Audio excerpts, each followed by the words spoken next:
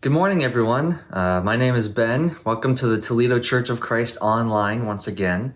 And so today, I'm glad that all of you are here. Today, we're going to be going over the conclusion of Acts, and that's going to be the title of my lesson today: is the conclusion of Acts.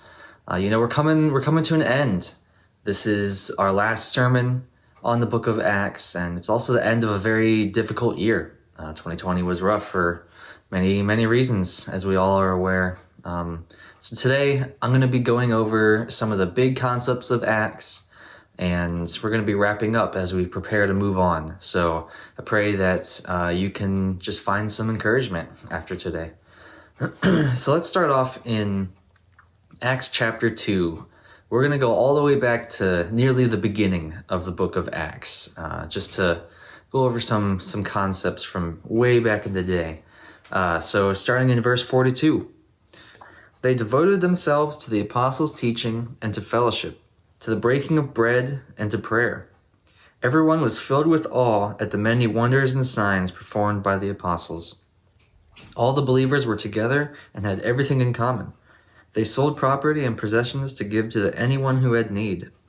Every day they continued to meet together in the temple courts. They broke bread in their homes and ate together with glad and sincere hearts, praising God and enjoying the favor of all the people. And the Lord added to their number daily those who were being saved. So my first point is family. Much like the disciples in Acts, and as well as in all of the Gospels, we all come from different places. We may have grown up in different ways. We may have grown up in the kingdom, as in kingdom kids from this church here, or maybe we grew up in another church. Maybe I found our way here later on, or maybe you grew up not going to church at all, and that was the case for me.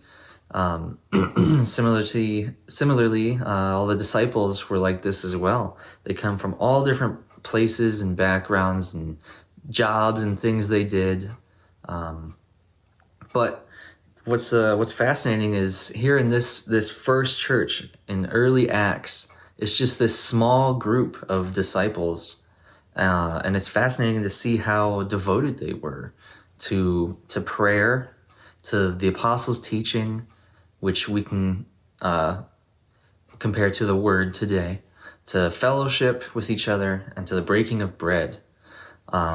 It's somewhat similar to the church we have here in Toledo today. You know, they were a small family, and they were truly a family of believers. They were there for each other. They were devoted to each other. And this theme is seen throughout all of Acts. As the church continued to spread, so did the unity. The unity stayed with them the entire time. Multiple times throughout Acts, you can see in the disciples in different cities, they're all seen together always. They're always opening their houses to Peter or Paul for one another, and they're always praying together.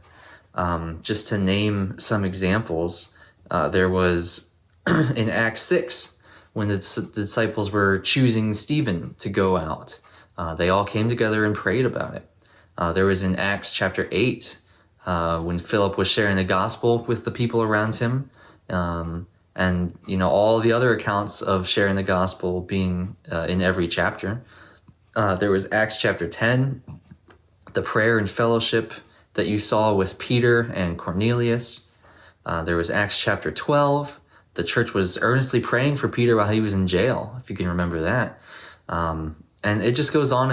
And this theme of just unity and prayer and fellowship, it just goes on throughout the entire book of Acts, and it all started here in the beginning with the small roots of the early church. And even now, if you look at us today, worldwide, there's the church. It has reached us even here, across seas, across time, worldwide. And you can see it. We welcome people with open arms and open houses.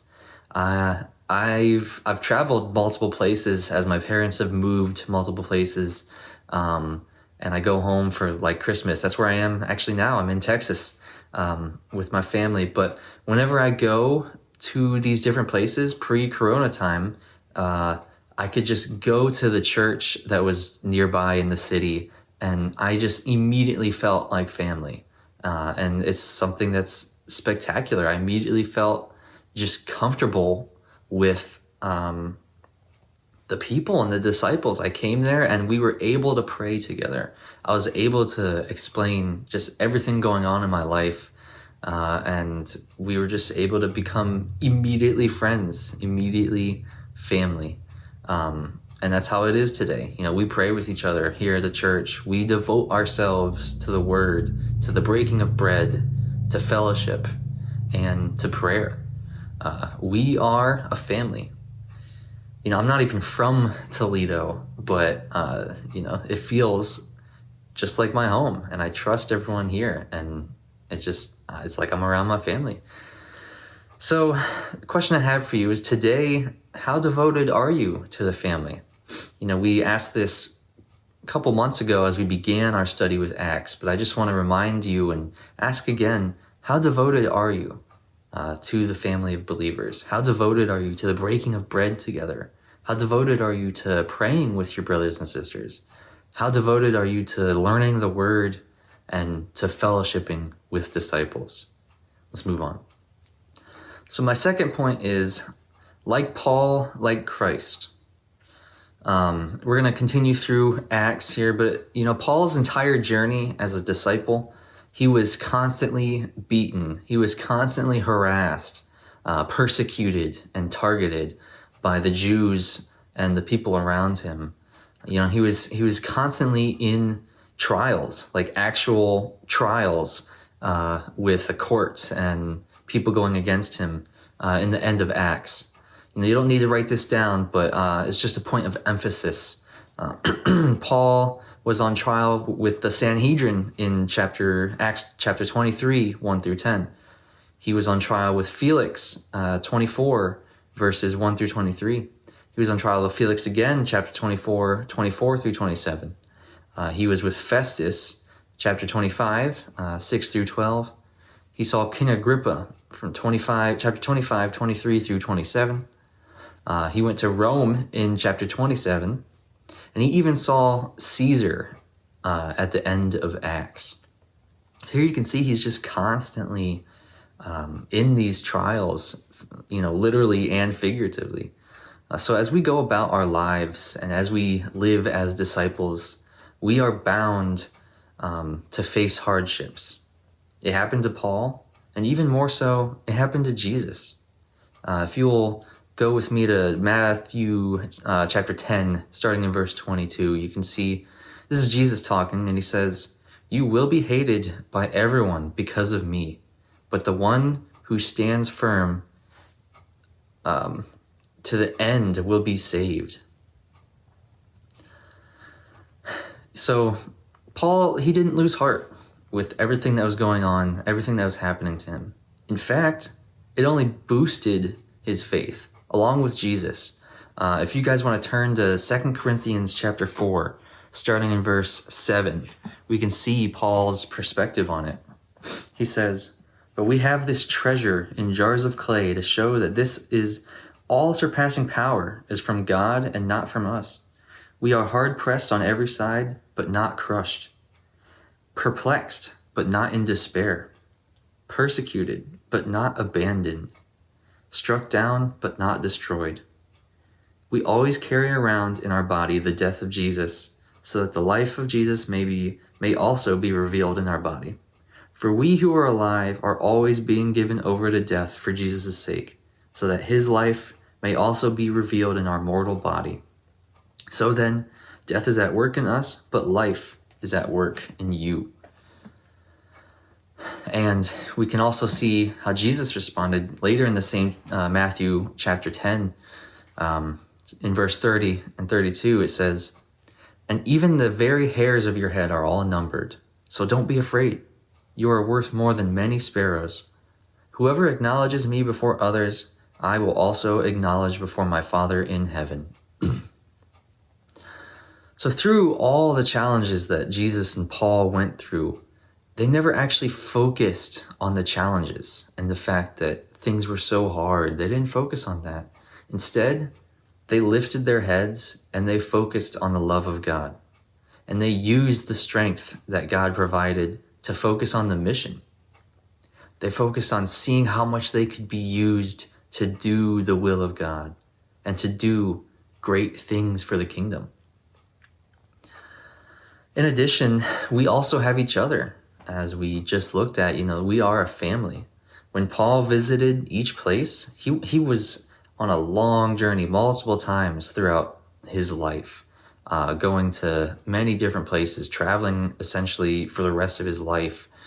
But when he visited each place, he was greeted by disciples, and he was overjoyed with his family. Just to give some examples, Acts chapter 9, verse 19.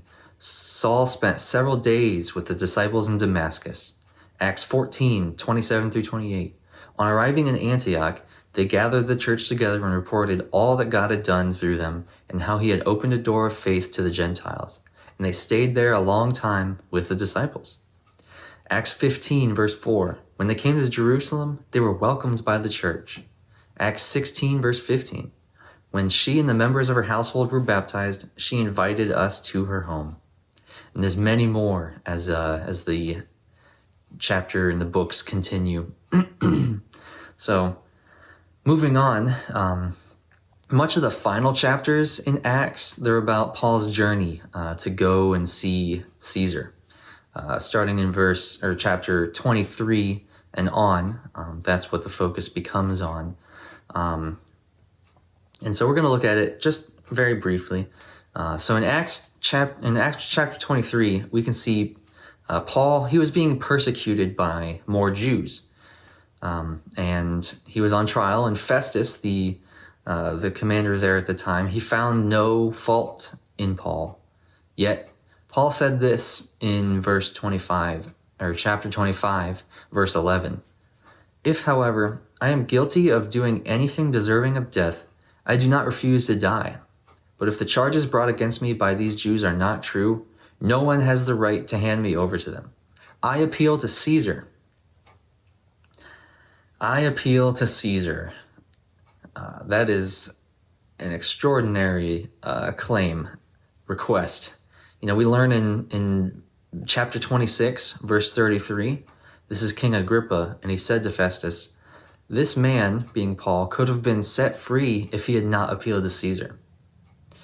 So Paul, he could have been let go right there after a life's worth of trials. He could have been, you know what? I've had enough. I don't deserve any of this. I'm in the right. I can just go. But that's not what he said. Instead, he remembered something that we looked at last week in chapter 23, verse 11. Something that God had said to him earlier. Take courage. Take courage. As you have tested about me in Jerusalem, so you must also testify in Rome. So, Paul sought out Caesar. He took it upon himself to get a trial with the biggest figure in the entire world, just so he could reach out to him. This is Caesar, the emperor of the largest and most powerful nation in the entire world at the time. And Paul decided, because God encouraged me, I'm going to reach out to this guy. Paul was already, he loved reaching out to people. That was what his whole life was about. And yet he just took it a step further. He went beyond just so he could reach out to Caesar. He was willing to go through anything for the gospel, and he took an enormous leap of faith here. And so the rest of the book of Acts is Paul on his journey to go and reach out to Caesar. There's a lot that happens, and I highly encourage you guys to just read it in your free time. It's a nice read. I read it all in one go, and I think it's really impactful if you do it that way. Studying it little by little is also very great, but just to see how Paul's journey came to an end, it's a very good read. And I did some research, and Some sources believe that his journey didn't end after seeing Caesar. I've read where he continued to preach the gospel everywhere, and he left. The trial was successful. Nothing happened to him, and then later on he came back to Caesar, and that's when things started going bad. But anyway, the rest of Acts is just Paul's journey, and it's amazing to read. And so, moving on, my final point for today is the legacy carries on. We've been through a lot this year, much like how Paul, he'd been through a lot on his journey. And Paul, like Jesus, he kept moving forward, and he kept persevering to the very end. You know, God has been here with us through this year, through our lives, and we have persevered. We are still here. If you guys want to turn to Hebrews 13, 5-6, it reads, God has said, never will I leave you, never will I forsake you. So we say with confidence, the Lord is my helper, I will not be afraid. What can mere mortals do to me? And so we know that God is with us as we persevere through everything. And he has been with us. And he is the reason that we are still here to this day. So in the same way that Jesus and Paul made incredible impacts, you know, we too are going to be doing incredible things. Each of you has your place in this universe and in this body and in this family. You can do amazing things where God has placed you. So if we're going to move forward, we need to move forward together as a body of Christ. We need to have faith in God and in each other. If I were to summarize this lesson in short, I'd say we are bound to face hardships, yet we don't have to focus on the fact that they're hardships. Instead, we can follow the examples of Christ and Paul, not focusing on the hardships, but instead striving to persevere, to help those around us, to focus on the mission, to be with our family through it all as we lean on God and do his will. So this year and our study of Acts has come to an end. Yet, this is only the start of something much more amazing. You can do it. Let us live this way in Toledo. Thanks.